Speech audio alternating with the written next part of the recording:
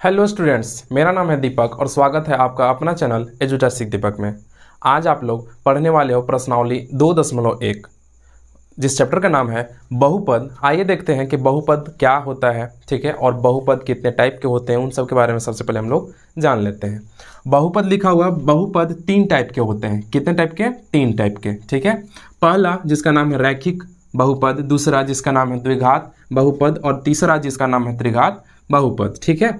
देखिए, रैखिक बहुपद मतलब जिसका सबसे बड़ी घात 1 हो उसे हम रैखिक बहुपद कहते हैं। जिसकी सबसे बड़ी घात 2 हो उसे द्विघात, और जिसकी सबसे बड़ी घात 3 हो उसे त्रिघात बहुपद हम कहते हैं, ठीक है। एक एक एग्जाम्पल से हम लोग समझते हुए चलेंगे। जैसे यहाँ पे लिखा हुआ है 2x + 1। यहाँ पे अगर देखें तो सबसे बड़ी घात कितनी है? तो सबसे बड़ी घात यहाँ पे है 1। अब जब घात 1 है, इसका मतलब वो क्या हो गया? रैखिक बहुपद। क्लियर है? अब यहाँ पे अगर देखें तो मान लो कि ऐसा लिखा हुआ 4x + 3y + z, ऐसा भी हो सकता है, कोई दिक्कत नहीं है, ठीक है। तो यहाँ पे सबसे बड़ी घात क्या दिख रही है? 2। इसका मतलब क्या हो गया? ये द्विघात बहुपद। इसी प्रकार अगर हम लिखें तो हम लिख सकते हैं y³ + z + 2x। यहाँ पे अगर देखें तो सबसे बड़ी घात कितनी है? 3 है। 3 का नाम हम क्या दे देंगे? त्रिघात बहुपद। आई होप ये आपको समझ में आया होगा। आइए जानते हैं नेक्स्ट चीज। जैसे हमें इस चैप्टर में निकालना है px की शून्यकों की संख्या, तो px की शून्यकों की संख्या निकालने से पहले हम कुछ चीजों के बारे में जान लेंगे। जैसे अगर हम ग्राफ खींचे तो एक ग्राफ होता है, इसका नाम हम दे सकते हैं y और y'। ये होता है x और x'। अगर हम इस संख्या में जाएं तो देखिए यहाँ पे बीच में जहाँ ये दोनों रेखाएं x y y' एक दूसरे को प्रतिच्छेद कर रहे हैं, यहाँ पे दोनों का मान क्या हो जाता है? 0,0, और इसका नाम क्या है? तो ये होता है मूल बिंदु। क्या होता है? मूल बिंदु। इस प्रकार अगर हम यहाँ पे 0 है, 0 से अगर हम आगे बढ़ें, ठीक है, तो यहाँ पे सारी संख्या क्या होने वाली है? पॉजिटिव। इसका मतलब है कि यहाँ पे +1 +2 +3 +4 etc बहुत सारे होंगे, ठीक है। साथ में अगर हम 0 से पीछे आते हैं तो ये होंगे -1 -2 -3, ठीक है। इसी प्रकार अगर y अक्ष में हम ऊपर की ओर जा रहे हैं तो ये सारी संख्याएं क्या होगी?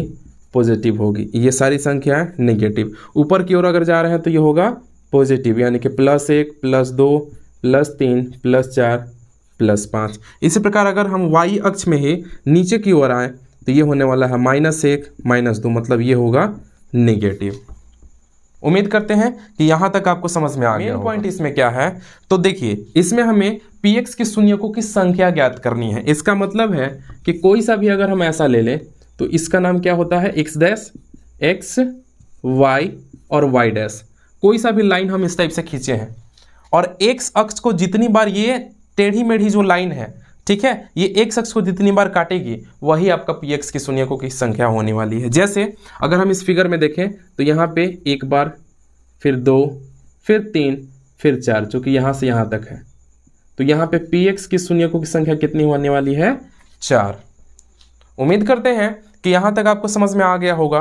तो चलिए अब आते हैं एक्सरसाइज में। 2.1 के सभी प्रश्नों को हम लोग देखने वाले हैं। जैसा कि प्रश्न संख्या 1 में है, यहाँ पे देखिए, अगर इस फिगर को हम देखें तो यहाँ पे ये जो रेखा है वो x अक्ष को काट ही नहीं रही है। अब जब काट ही नहीं रही है, इसका मतलब यहाँ पे px की शून्यकों की संख्या कितनी हो जाएगी?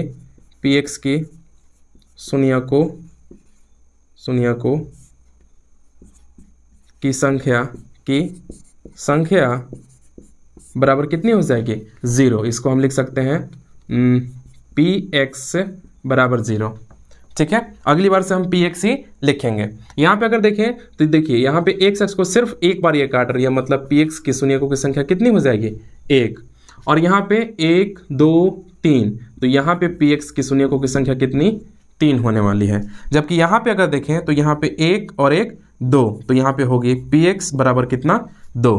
यहाँ पे अगर देखें तो x अक्ष को 1 2 3 4 बार ये काट रही है, मतलब शून्यकों की संख्या कितनी हो जाएगी? 4। यहाँ पर सेम 1 2 3, यानी कि px की शून्यकों की संख्या कितनी होने वाली है? 3। आई होप कि आपको ये सारे प्रश्न आसानी से समझ में आ गए होंगे और ये आपके एग्जाम में ऑब्जेक्टिव में फिक्स है कि एक क्वेश्चन आने वाली है। ठीक है कि ये प्रश्न आपको समझ में आया होगा। मिलते हैं अगली वीडियो में, तब तक के लिए धन्यवाद।